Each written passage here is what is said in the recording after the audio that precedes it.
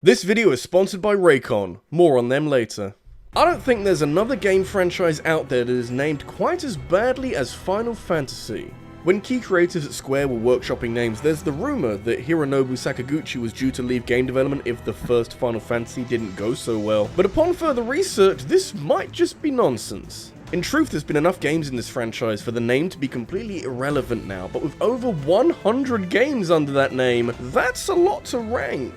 So yeah, I'm gonna scale that down a bit and only talk about the main Final Fantasy games today, plus some choice spin-offs that I felt like talking about.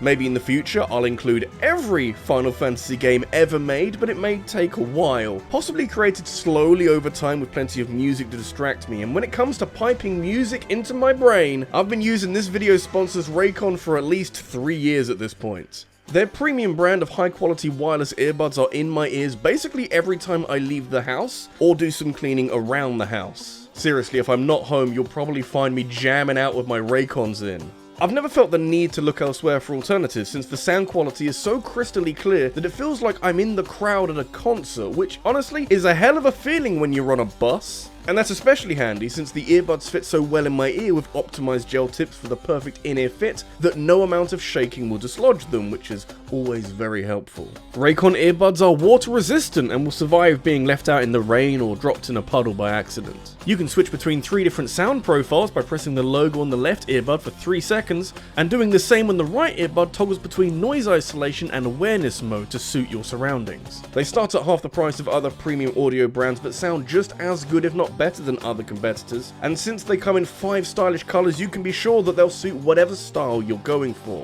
With 8 hours of playtime and a 32-hour battery life, they can pump out a ton of music between charges, so you won't be caught short without your music. If this all sounds good to you and you fancy getting your ears on Raycon's everyday earbuds that now have over 50,000 5-star reviews, there's a way to do so which also supports my channel. You can go to buyraycon.com/rabbit or click the link in the description to get 15% off your Raycon purchase. That's buyraycon.com/rabbit to get 15% off your new earbuds. Thank you again to Raycon for sponsoring this video.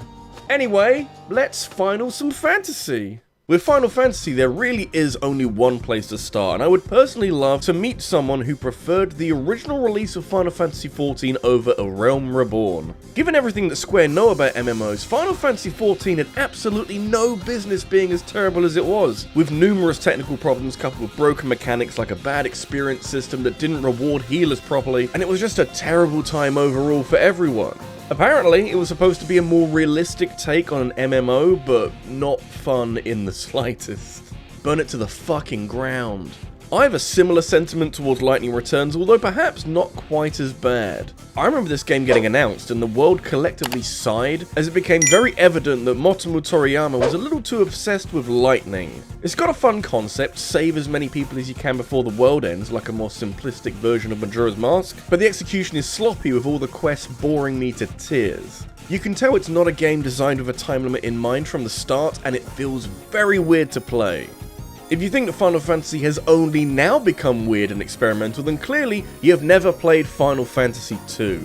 Credit has to go to Square for not resting on their laurels and instead seeking out a new way to play an RPG, but I really don't like how experience works in this one.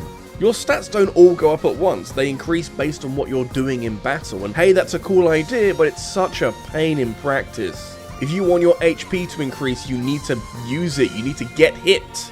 Props for trying to reinvent the wheel, but I don't think wheels should be square-shaped. The rules of this video are probably a little shaky, but as a shorthand, I'm going to be talking about pretty much all of the numbered Final Fantasy games and any significant spin-offs to those numbered games. That's a loaded sentence, but it helps me to include Final Fantasy IV The After Years, which was such a bizarre concept for a game that I don't entirely hate. Both in-game and out, we're 17 years down the road, which is interesting for the story, but less so for the gameplay, because RPGs have done a lot since 1991, and The After Years has the vibe of an overweight, washed-up rock star on a comeback tour. Just enjoy retirement. Some people watching this video will be really shocked to see Final Fantasy III at number 18, but rest assured, this is the actual Final Fantasy III, not some weird box art that lines up with how many games were localized at the time. So yeah, the real Final Fantasy III is what we're talking about here, and honestly, this is one of the most average, uninspiring RPGs I've ever played. It's perfectly serviceable and actually a welcoming return to form after Final Fantasy II was busy being fucking strange, but it feels like something made in RPG Maker. It's fine, but Final Fantasy has long been a lot better than just fine. You can skip over this and you're not missing out on much. And I want to say you can skip over Final Fantasy XIII too as well, although for a different, less praiseworthy reason. Final Fantasy games don't often get direct sequels, and even rarely justified sequels, and 13-2 does very little to justify its own existence, especially off the back of 13 being pretty average. Gameplay is a tad sharper, but the story almost feels like an afterthought, which is a bizarre move for a Final Fantasy game to do. If you're here entirely for the gameplay, have higher standards, please. The original Final Fantasy is actually not that bad at all. 1987 was hardly the birth of a new genre for video games, with Final Fantasy flying the flag for RPGs, but it was able to bring this style of game to the growing Nintendo crowd, and subsequently did very well for itself. It is basic as hell though, and obviously missing a lot of the refinements that would come later, but given where Final Fantasy has gone since, it can be refreshing going back to something this simple for a change. Sometimes simple doesn't mean bad.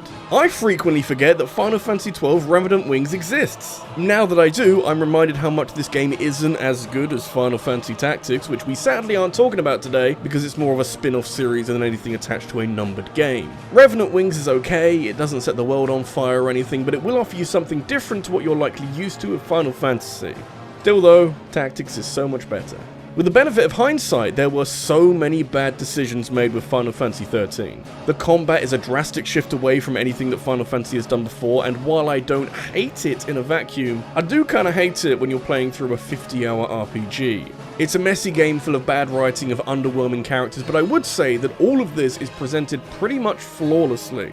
Like, this game looks and sounds really nice, and if the same work was put into making the game less linear, then we'd be looking at something wonderful here. Hey, what was I saying earlier about unjustified sequels? Yeah, well, Final Fantasy X-2 is probably one of the only sequels that made sense, since 10 resonated strongly with people, and if there's one thing Square understand perfectly, it's a chance to make more of that sweet green stuff. I do like how much funnier 10-2 is, and the tonal shift from 10 helps to set it apart, along with an all-female main cast. It's a sequel that changes a few things but keeps the gameplay as solid as ever, so yeah, mission accomplished. I feel like this is the part of the video full of games that do mostly everything really well but fall apart in one key area. Final Fantasy V wasn't released in the West until 1999, and the Japanese were hiding an RPG with a new job system that lets players freely select whatever role they like. Also a weak story that never quite got the most out of its villain X-Death. Some wonderful ideas and concepts explored in Final Fantasy V that would only serve to make later games with stronger stories so much better. Music still slaps so hard, oh my god. Hopefully no one will be too offended if I call Final Fantasy XII the black sheep of the franchise. That doesn't mean that it's bad, I wouldn't have waited so long to talk about it if that was the case, but it released between an MMO and the big franchise reboot. You gotta know it's gonna be weird. Under those circumstances, I'd expect a train wreck of leftover ideas, but actually, you've got a new open world, a battle system that doesn't give me a headache, and just about every airship you could ever want. The Gambit system also lets you program your party to target a specific enemy, and it's so useful that loads of other non-Final Fantasy games adopted something similar afterwards. Can other games adopt the airships too? I kinda like those. I have some very fond memories of watching my sister play Final Fantasy XI. It was Square's first attempt at a Final Fantasy MMO, and you can tell that in a few areas, but also this is a game that Square have supported with regular patches and expansions since launch until basically present day. 11 was able to translate conventional ideas from Final Fantasy into an online setting so well that it still has an active player base on PC all these years later, and that's generally the sign of a pretty amazing game. I don't think there's ever been a Final Fantasy game as divisive as Final Fantasy VIII. I personally wouldn't describe it as such, since what it is a game that does some things really well and other things really badly, and the divisiveness comes from people disagreeing with either of those statements. My cliff notes, because we're pressed for time here, are that I like this game's identity and how a love story provides the structure for most of the story, but I wish Squall was a more interesting protagonist with a stronger connection to the villain. You fix that, it's probably gonna go well. Triple Triad is an absolute jam though, I gotta say. As the latest Final Fantasy game, 15 is the one that has all the weird spin-off that I am definitely not talking about today because a boy needs his sleep. Perception 15 seems to change every other month, but what I remember was a fun action game with de-emphasized RPG elements with a pleasant cast of main characters who play off of each other really well. There's a lack of depth with most of what 15 does, but having so much quality on the surface made it more attractive for new players. Don't think too hard about the story now, it'll only hurt you. There's a corner of the internet that likes to rag on Final Fantasy X because Tidus laughed that one time, or because Blitzball was dumb as fuck, but I gotta say, this game has got some groovy shit going on in it. Narratively, it's one of the strongest stories among all Final Fantasy games that almost shows 8 how to make a love story work as the backdrop to some other stuff, and the combat system is now super fluid and speedy, so random encounters are actually not that bad. If you're passing judgment on 10 because of one scene taken out of context, I think you need to do better. It's been many decades now, and I hope people haven't forgotten what a great game Final Fantasy IV is. Like, damn, I've likely been a bit harsh on the NES Final Fantasies, but as soon as this franchise found a home on the SNES, it underwent a bit of a radical transformation. You can attribute so many of Final Fantasy's best attributes to being introduced here, like the active time battles, and this series' love of dramatic storytelling and big show-stopping villains, and as a result, it's aged pretty well. Not enough to redeem the after years, but still pretty solid. Out of the smouldering ashes of the original Final Fantasy XIV came one of the all-time greatest redemption stories in video game history.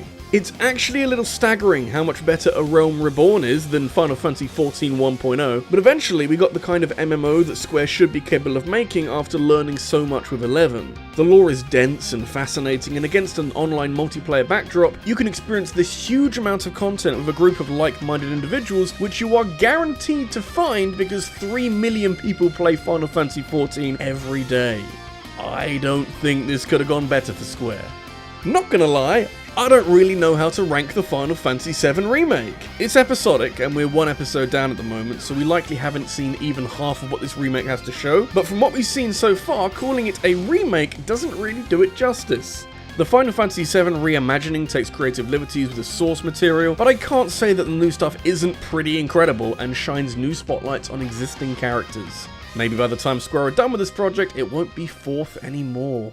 In an extreme example of what I was talking about earlier, there's literally one thing holding Final Fantasy IX back from being one of the all-time great games in this franchise. It kind of already is though, and because it's the last game on the PS1, the devs wanted something that reflected back on all this history. As such, Final Fantasy IX strikes a beautiful balance between obvious nostalgia and new ideas, only tripping up slightly because the villain pales in comparison to then recent alternatives. Kuja's got a lot going for him, but these are the big leagues now. No more easy handouts.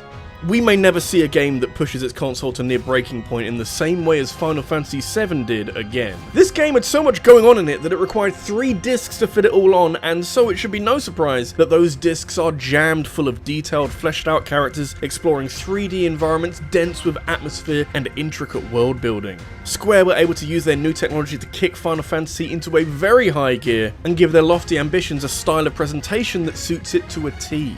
Everyone here is working at the top of their game, and it couldn't have come together any better. I'll go back and forth between Final Fantasy VI and VII over which is best a lot, and right now, I think 6 just edges it for me. 7 is an incredible achievement, but 6 is like the perfect culmination of everything that Square learned about 2D RPGs. If Final Fantasy IV was a big step forward, 6 is like sprouting wings and taking everything onto an entirely new plane of understanding, with the combat being perfected in such a way so that more focus can be given to the story. A story with unforgettable characters, incredible plot beats and revelations, and yet somehow a villain who basically overshadows everything and everyone. And that's okay. Final Fantasy VII was a marvel for sure, but Final Fantasy VI was an inspiration. Alrighty then, that is a hell of a lot of Final Fantasy games. Do you agree? Or do you have your own opinion on which Final Fantasy game is the best and which one's the worst? Make sure you tell me in a comment down below. If you enjoyed this video, make sure you leave a like and subscribe for more in the future, and make sure to click that bell for notifications. And if you want to watch something right now, I recommend this video where I talked about secret ways of winning boss fights. I also want to thank my top supporters on Patreon, including Scott Riker, Fusion Warrior, and Devon Hunt. Thank you for watching, and I'll see you in the next one.